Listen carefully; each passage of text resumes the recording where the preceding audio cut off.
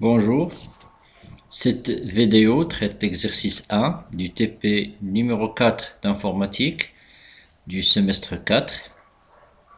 L'exercice porte sur les fonctions avancées. Et dans cet exercice, on essayera de répondre à des questions qui ont été laissées dans des commentaires de la feuille donnée. Comme vous voyez sur la feuille donnée, les cellules contiennent des petits triangles rouges vers le côté droit en haut. Ces triangles veulent dire qu'il y a un commentaire à lire. Et dans cet exercice, vous allez utiliser ces commentaires pour remplir les cellules jaunes. Donc je commence par le premier commentaire, la première question. On nous demande de mettre 1 si le candidat est admis et N si le candidat est ajourné.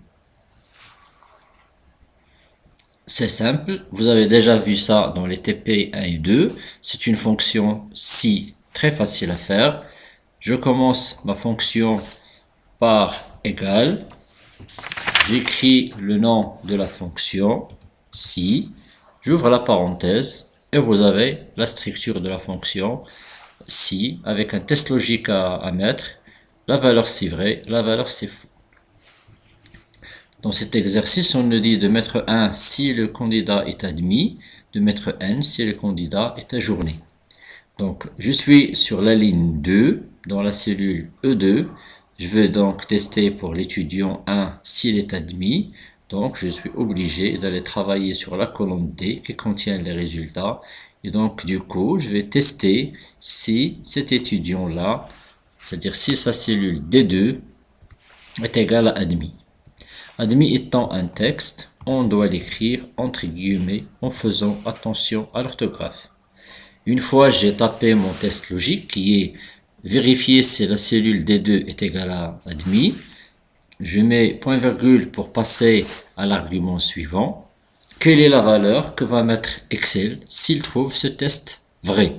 Il va mettre 1, je vais taper 1. 1 étant un nombre, donc on va le taper directement sans guillemets. Après, je vais voir qu'est-ce qu'il va mettre comme réponse si la valeur, si le test est faux. Donc il va mettre N. N étant un texte, on doit le mettre entre guillemets. Je ferme la parenthèse et je valide. Donc j'ai la réponse pour la première ligne, la ligne 2. J'utilise des fonctions de référence relatives. Donc j'ai le droit de copier vers le bas directement ma formule. Et donc j'ai le résultat attendu. Si l'étudiant a comme résultat admis, le code est 1. S'il est ajourné, le code est N. Après, on nous demande dans la question de nommer ce champ, bien sûr, pour l'utiliser dans la suite de cet exercice. Pour nommer un champ, on va sur formule, définir un nom. Le plus facile à faire, c'est de sélectionner votre champ, d'aller sur définir un nom. Donc, vous tapez le nom que vous voulez. Je vais mettre par exemple code. Alors, ce champ que je viens de créer est valable dans tout mon classeur. C'est-à-dire que je peux l'utiliser dans tout le classeur, comme je peux modifier ici pour l'utiliser uniquement dans les autres feuilles UK et TP 4 exercice 1. Bien, donc je valide et j'ai mon code, mon champ qui est créé. Une façon très facile de créer un champ est de sélectionner le champ et de taper directement le nom ici. Dans la cellule suivante, on nous demande de prendre toutes les villes qu'on a sur le champ ville, de les coller ici et de supprimer les doublons.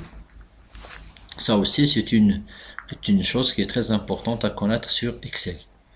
Donc, je prends mes données, je vais les copier, je vais les coller et je vais supprimer tout ce qui est doublant, par exemple Marrakech. existe plusieurs fois. Casablanca également, Fès et Rabat. Alors, pour supprimer les doublons, c'est très facile. Vous sélectionnez les cellules. Vous allez sur Données. Et vous cliquez sur Supprimer les doublons. Le message qui arrive, en quoi il va supprimer les doublons de la colonne Liste des villes. On valide. Et après, vous avez l'information que 15 valeurs en double ont été supprimées et qu'il vous reste uniquement 4. OK. Et donc là, vous avez votre liste des villes qui existe ici. Donc, la question suivante.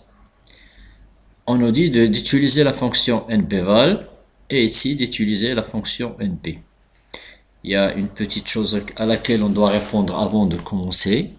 Quelle est la différence entre la fonction npval et la fonction np? Ce sont deux fonctions pour compter.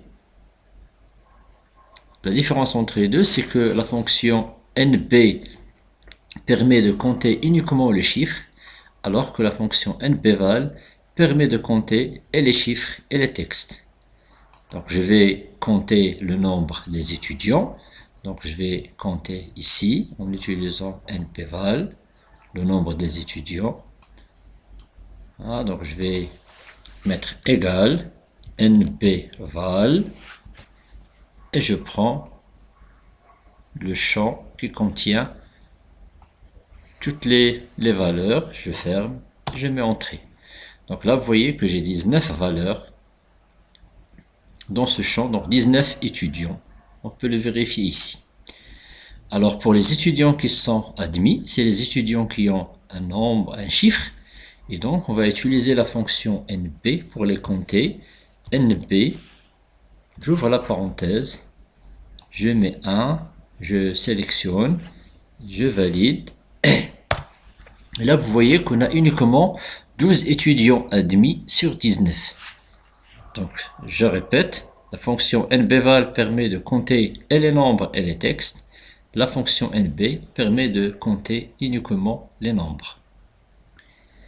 Il y a également une autre façon pour compter le nombre des étudiants admis, c'est utiliser la fonction np.si.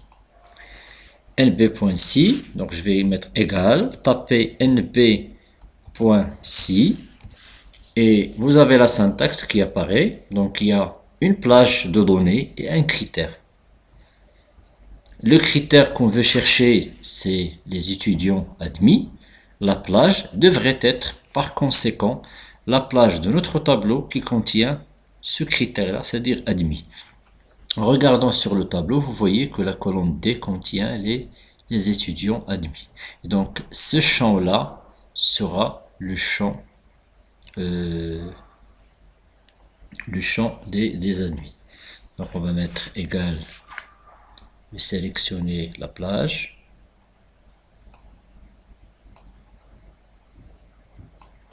je vais mettre point virgule, je vais mettre comme critère admis, je mets entrée, on obtient 12.